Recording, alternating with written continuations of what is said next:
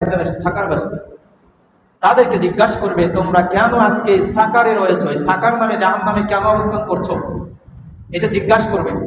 কল্লাম নাকু মিনাল মুসাল্লিন, তারা বলবে যে আমরা পৃথিবীতে থাকাকালে সালাত আদায় করতাম না, সালাত আদায় করতাম না, এ কারণে আল্লাহ রাব্বুল আলামিন আমাদেরকে এই সাকারে দিয়েছে।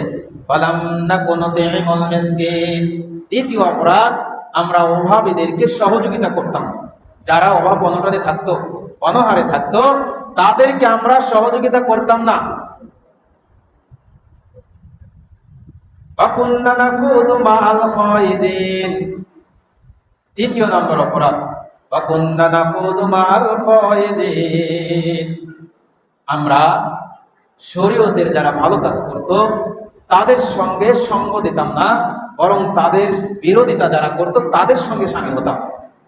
ওয়াকুন্না নাকুযু মাআল খায়িদিন, যারা অহেতুক কথাবার্তায় গল্প গুজবে ব্যস্ত থাকতো, আমরা তাদের সঙ্গে সঙ্গ দিতাম।